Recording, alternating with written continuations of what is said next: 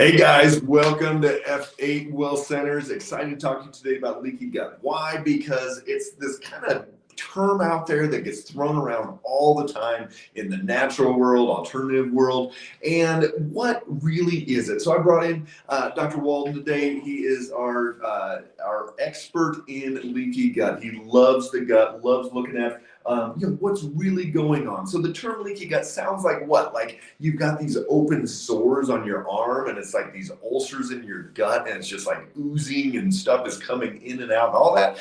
Yeah, occasionally that does happen. I mean, you'll see that. You've got a bad case of H. pylori. You've got some true ulcers in there. 80% of H. pylori is in the small intestine. So can that happen? Absolutely. And yet, what we're looking at is it's these little areas, and Dr. Jake's going to go through some of this, that can open and close at various times.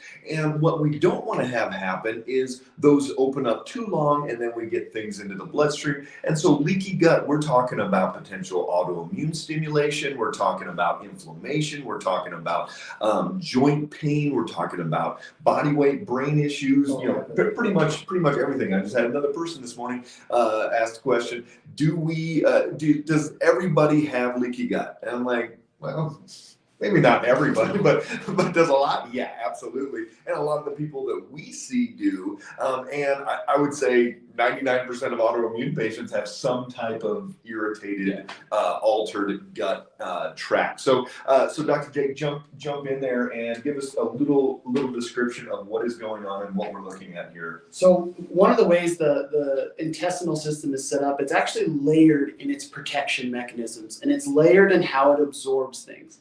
This first layer is the layer that people don't talk about. Not a lot of people know, but it is absolutely vital. It's called your secretory IgA layer. It's essentially this layer of preset antibodies, think of them like that actually attach into food, and when they attach to a food or a peptide, they go and it allows our good bacteria to say, ooh, you're something I should eat. It's kind of like a flag. So the good bacteria now are able to eat that food better. Or that thing goes and allows us to go through what's called the mucosal layer, and it attaches to these receptors.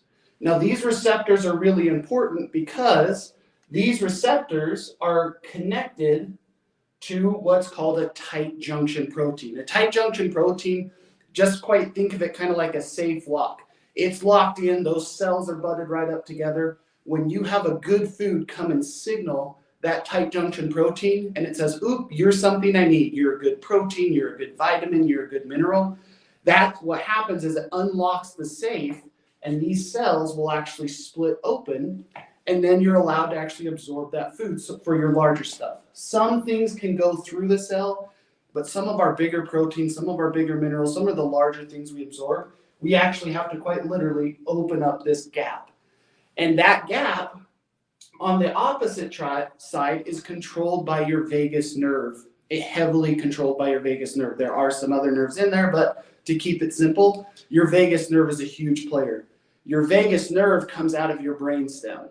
Okay, so this is where one good thing, if people have a history of concussions, there is actually a significant amount of research showing that within 6 to 24 hours after a significant head injury, that's a car accident, whiplash, that's getting hit in football, that's falling off your bike. It doesn't have to be a serious concussion, but if it's enough to jar that vagus nerve, leaky gut can set in within 6 to 24 hours, meaning the vagus nerve loses its ability to hold those junction proteins tight, and it just stops sending what we call tone, or stops sending signal to that gating mechanism, and it falls open. And so the vagus nerve, this is something that we've talked about a whole lot before.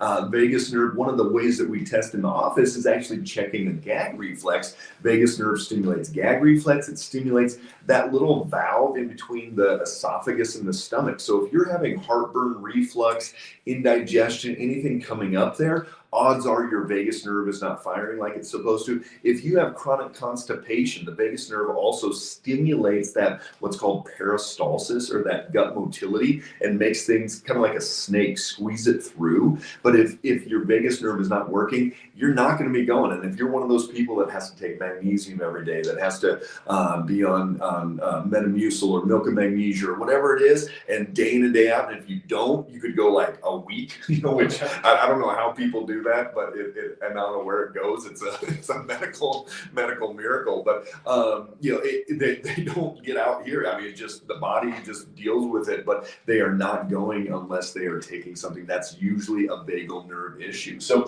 when we're talking about this tight junction here, it should work optimally and just open and close, do what it's supposed to do. But what happens, for other reasons as well, vagus nerve, there was a study where actually all the studies that they do to try to stimulate leaky gut is, people talk about, oh, I bet they give them gluten or they give them some kind of an NSAID or whatever, but it's actually a really high intense exercise. Yeah. And for an hour and a half, and it's probably college kids, I imagine that's the people that they're paying to do these studies, but they put them into this intense exercise. So if you are like an ultra runner, biker, if you go out on the weekends, 2-3 hours of biking, one of the little tricks that you've got to do is take glutamine after that workout. That's a great tool that you can do if you're into longer endurance exercise activities, or you do like hour-long CrossFit or spin classes, things like that. You're basically stimulating leaky gut at that point. So yeah, and that's kind of the mechanism, because people, once again, this isn't ulcers, this isn't things like that. So one of the primary reasons it sets in is that hormone compensation mode. When you're overdoing it, you're in chronic stress, and it's actually causing the brain to go into sympathetic mode, because people always talk about the rest and digest versus the fight or flight. Well, one of the main nerves that carries that signal of rest and digest, have a really healthy digestive system, is that vagal nerve. The brain gets the response and then says, hey, vagal nerve, I need you to shunt blood away or shunt blood towards. And also what a lot of people don't have or realize is it also helps coordinate the acid production in your stomach, as well as the enzyme production and bile production in your liver. So if you're not clearing your liver, if you have history of gallstones or sludge like they call it, there's a good chance that whole upper digestive control mechanism is just out, and it's not being controlled properly. There's no coordination to it, so the body's kind of just guessing on what to do. So we had a question.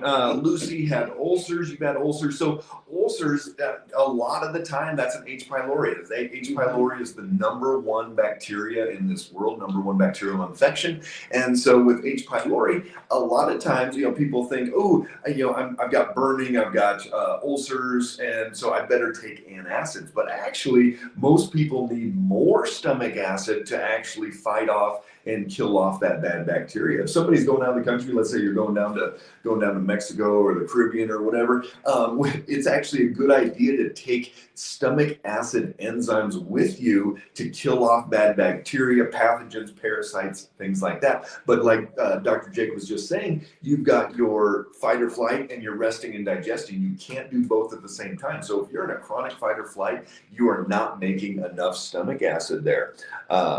Go ahead. And then another thing, so that's the neural component to it, and kind of how hormones and neurology can affect the leaky gut. But the other way is, I think, what most people think is more common. Surprisingly, the neural and the hormone is actually the more common cause for leaky gut than it is this mechanism, which is, so you have this secretory IgA layer, then you have your good bacteria, and then you have this mucosal layer. And most people have heard, you have this mucus layer in the gut that helps protect you.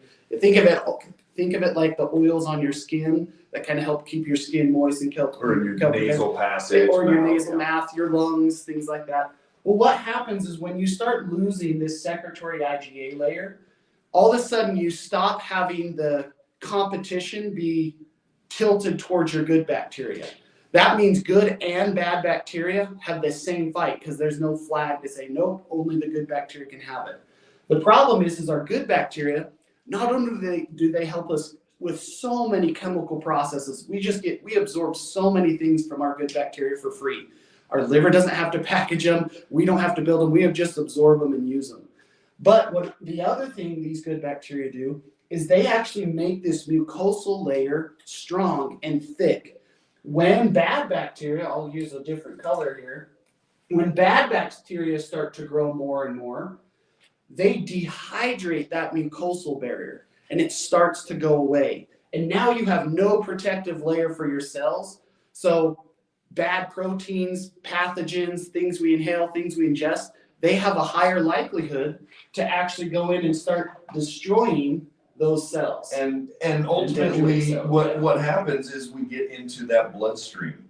And this is where a big part of that immune response takes place. And so then the body is in this constant, oh my gosh, attack.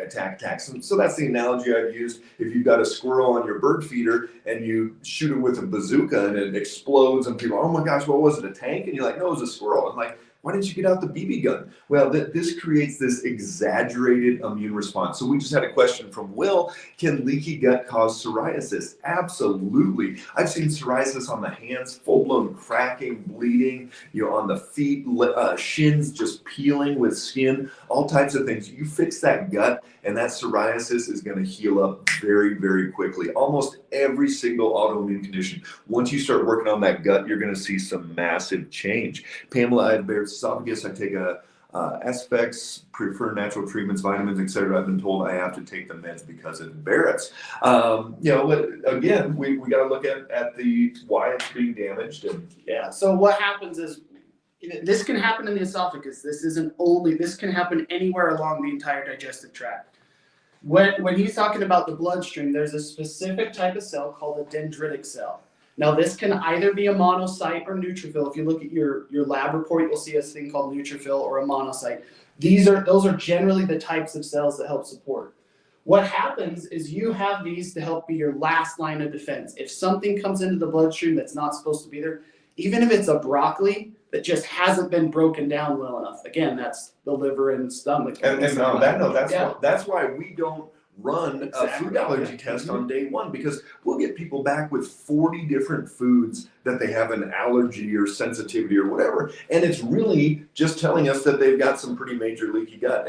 And here's the thing, one day it might cause a problem, the next day not, because by the time it gets to this point, it could be already broken down well enough. Maybe you made a little bit more stomach acid today, maybe you made a little bit more enzymes, you chewed your food a little bit better, and by the time it got here, it didn't get into the bloodstream as large of a molecule and create this exaggerated response. And so it's a hit and miss. So that's why we don't recommend doing a food allergy test on day one. Yep. And so these dendritic cells, what they do is these are where the inflammation comes from. Because you get a protein coming in here and it's too big, even whether it's good or bad, these dendritic cells have to send out a bunch of inflammatory little molecules. Think of it like acid that just dissolves stuff away that's bad. And that can cause damage to your cells and your tight junctions. So you can actually have insult from outside in and inside out. But what they also do is they send these signaling molecules into the bloodstream to tell their friends, guess what? I need more help. So you can now have a chance of becoming more inflamed. Then they also tell other cells like eosinophils and lymphocytes and your CD8, CD4, CD17, CD21, all of these specialized cells, white blood cells, they start saying, hey, guess what? Here's a peptide, you need to become allergic to it. Here's a peptide, you need to have a really strong response. And then all of a sudden, the entire immune system starts to become overactive. And if you have a tendency or maybe a genetic predisposition to potentially express some autoimmune conditions, this is why gut issues can exaggerate any type of autoimmune condition, because it just raises your whole immune system. Now it's like, okay, I'm on fight mode the whole time. And this is why we see these patients all the time, that they go, ooh, I took out gluten, and then I took out dairy, and then I took out corn, and then I took out soy, and now I have to take out broccoli, and now I have to take out chicken, and I can't even eat rice, and you're just in this downward spiral because this inflammatory process is just on this escalating pathway here. So we've got to get it calmed down, and it comes from many different ways. It comes from the food you're putting in. It comes from the nutritional support. We've got some comments here. Tina says that she's struggled with leaky gut for long time and still having some issues there, chronic stuffy nose. You know, that's something very common. We had the So leaky gut Tina, just one exaggerates question on that. asthma. So one thing, when it comes to the gut, there is a fundamental principle that has to be followed, and it's called working north to south. If I try and fix leaky gut in the small intestine, but I have not addressed vagal nerve function, I have not addressed enzyme production and stuff in the mouth, I have not addressed the stomach, and I have not addressed the liver, then you're going to go through a leaky gut protocol, feel a little bit better, and then a month later you're going to be right back where you were. When you heal the gut, you quite literally have to start north and go south. That's why truly healing like a leaky gut or a SIBO or something like that, you have to do it in a specific order, and it does take time. And it's not a one-size-all-fits diet either. Each section of your immune system actually requires subtle alterations to kind of like a temporary diet for 2 or 3 weeks, and then you shift.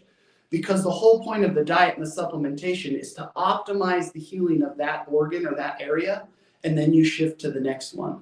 So people that are dealing with this, look, I've had this forever, I can't get on top of it, I take probiotics. Well, no offense, but newsflash for probiotics, they're actually designed to try and help rehab your large intestine. Probiotics should actually be one of the last things you attempt as you go through this gut healing process. And that's why it's really important. If you just walk into a doc, he's like, here's this, call me in 3 months. There's a good chance you're going to feel great for a little while, and then you're just going to slowly or a lot of these online programs where people are like, ooh, here, we'll ship out you these 20 pills and just start taking, you know, it's your anti-parasite and it's your enzymes and your probiotic and your da-da-da-da. And all of a sudden you're just dumping all this stuff on the body and it's not really healing anything specifically. And so that's what we love about what we do with our patients here at FA is we take you through the process hand in hand and go through, okay, this system and then that system and then that system. And that's where the true healing actually comes in. It's not a shotgun, just throw all of this stuff at somebody. It's got to go through. But again, if you're not addressing somebody's stress response, this isn't going to heal. You know, that's why we do a brain map with everybody as well. If they're in a chronic fight or flight, you can't just tell, if you're married, you'll appreciate this. You can't just tell your wife, hey, just calm down, honey. It's going to be okay. You know, that doesn't work. You know, as a female especially, it's just, you know, you guys are wired to be a little bit more revved up and anxiety. And so